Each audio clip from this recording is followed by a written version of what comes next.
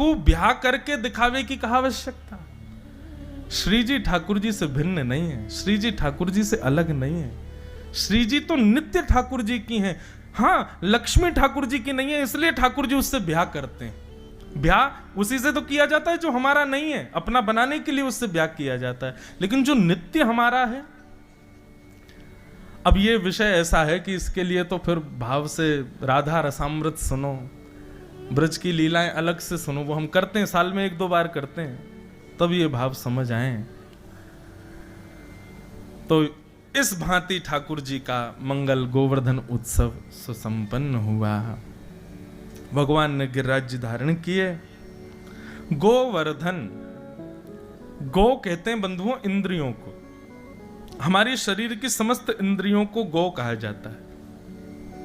और इस गौ रूपी इंद्रिय का जो वर्धन करे कृष्ण भक्ति में, उनका नाम है गोवर्धन।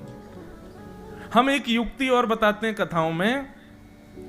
जैसे भक्ति में क्या होता है, किसी को कथा सुनने में बहुत अच्छा लगता है, पर उसको दर्शन में इतना सुख नहीं मिलता। मतलब कथा सुनवा लो कितनी भी, लेकिन उससे कहो चलो वृंदावन चलो, गोवर्धन चलो, गिरिराज जी चलो, अब कथा सुनवा दो, भैया ये सब मत करवाओ, भैया घुमा दियो। क्या बता रहे थे हम, क्या बता रहे थे? हैं? हाँ, गोवर्धन, हाँ। तो हमारी समस्त इंद्रियां अलग अलग बटी हुई हैं। किसी व्यक्ति को कथा सुनने में बहुत अच्छा लगता है, पर दर्शन में इतना सुख नहीं मिलता। किसी व्यक्ति को दर्शन में सुख मिलता है, लेकिन कथा में आती उसको निद्रा आ जाती है, सो जाए बेचारो। किसी को दर्शन में भी सुख नहीं मिलता, किसी को कथा में भी सुख नहीं मिलता। उसको केवल एक ही चीज की प्रतीक्षा होती है।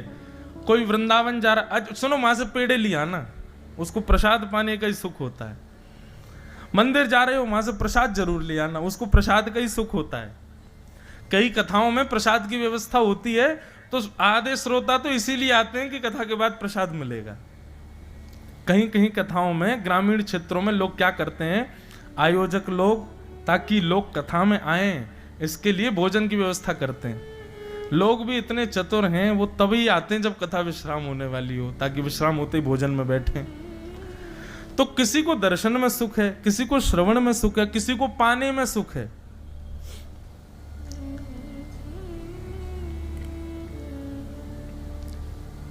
लेकिन हम कहते हैं, यदि कोई व्यक्ति गिरिराज जी की परिक्रमा करे, श्री गोवर्धन नाथ जी की परिक्रमा करे, और परिक्रमा करते समय ये भाव गिरिराज जी से कहे कि मेरी कथा सुनने में रुचि बढ़े, मेरी आपकी सेवा में रुचि बढ़े, आपके दर्शन में रुचि बढ़े। जिस इंद्रिय की रुचि नहीं है, उसकी शिकायत लेकर के आप गिरिराज जी की परिक्रमा करो। आप परिक्रमा पूर्ण करते ही अनुभव करेंगे, आपकी वो इंद्रिय ठाकुर जी की भक्ति में सजग हो जाएगी। इसीलिए उनका नाम गोवर्धन। अब हम अपनी बात बता रहे हैं प्रत्यक्ष। हमारे गिरधर लाल जी, अब हम रामानुज परंपरा से दीक्षित हैं, हमारे ठाकुर जी पुष्टि मार्गीय हैं। अब ब्रजवासी सब पुष्टि मार्गीय हैं, ब्रजवासी जन्म से ही पुष्टि मार्गीय होते हैं, ठाकुर जी से खूब लाड प्यार करते हैं, खूब स्नेह दुलार करते हैं, इसलिए। लेकिन हमारी परंपरा प्रारंभ से दीक्षित रामानुज संप्रदाय में, दक्षिण भारतीय परंपरा, हमारे ठाकुर जी पुष्टि मार्ग के। अब वो कथा तो बड़ी है कि लाल जी पधारे कैसे हमारे पास। लेकिन जब ठाकुर जी आ गए तो मुझे दिन रात एक ही चिंता रहती थी कि मुझे तो श्रृंगार आता ही नहीं है, कैसे करते हैं, क्या करें। तो आपको अपना अनुभव बता रहे हैं हम। मेरी दंडवती चल रही थी, दंडवती के बीच में ठाकुर जी आए थे, गोवर्धन की दंडवती कर रहे थे हम, उसके बीच में ठाकुर जी आए। तो जब ठाकुर जी आए, हमने जो थोड़ी बहुत दंडवती रह गई थी वो दोबारा प्रारंभ की, तो तब ठाकुर जी संग थे। दंडवती करते करते यही भाव रखा कि हे गोवर्धन नाथ जी, आपका श्रृंगार कैसे करें, आप आ तो गए हो, हमसे श्रृंगार होता नहीं है, हमसे आता नहीं है। हम कथा कहने में निपुण हैं, भजन कीर्तन पद गाने में निपुण हैं, भोग वोग भी थोड़ा बना लेते हैं, उसमें भी निपुण हैं, ये श्रृंगार हमसे नहीं होता। और आप विश्वास माने, जिस दिन दंडवती पूरी हुई उस दिन से आज तक ठाकुर जी का श्रृंगार देखो आप, कैसे मधुर सजते हैं ठाकुर जी।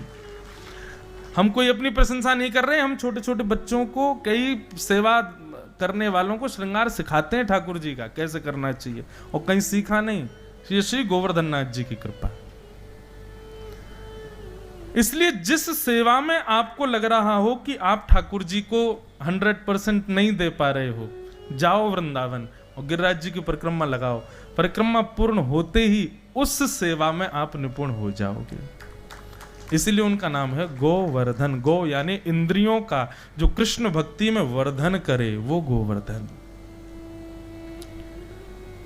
जितने भी रसिकाचार्य हमारे वृंदावन में हुए सब गोवर्धन की परिक्रमा करते थे। क्यों? ताकि भजन में मन लगे, ताकि अच्छा एक और बात, कई लोगों में भक्ति आ जाती है पर फिर भी उनकी इंद्रियां, कुछ इंद्रियां सांसारी बनी रहती हैं। जैसे सबसे भयंकर है ये जीव।